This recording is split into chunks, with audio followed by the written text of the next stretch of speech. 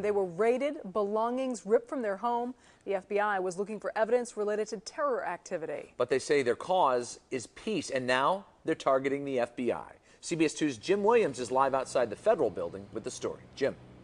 Rob and Kate, the next chapter of this whole story will play out here when the couple whose home was raided by the FBI appears before a grand jury. To them and others who protested outside of FBI headquarters in Chicago, they say their right of free speech has been violated, but a terrorism expert tells us tonight, wait before judging.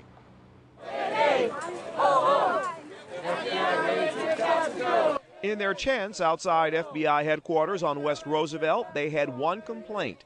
They're being targeted because of their anti-war protest. We think it's an attack on our entire movement and that it's intended to silence and break apart our movement. Once upon a time, they called anti-war activists communists. Today, they call them terrorists and terrorist supporters.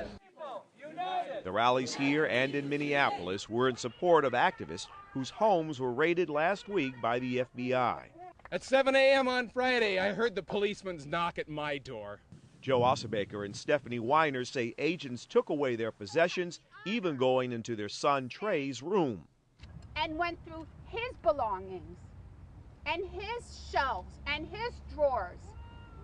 For them, it is a violation of free speech. I find the whole thing to be strange.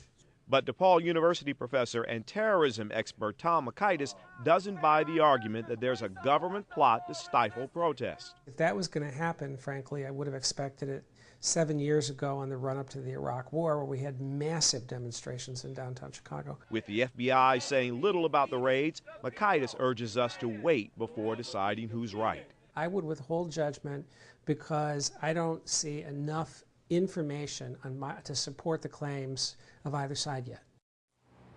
Now it's important to remember the anti-activists have not been arrested, but the FBI is examining their possessions.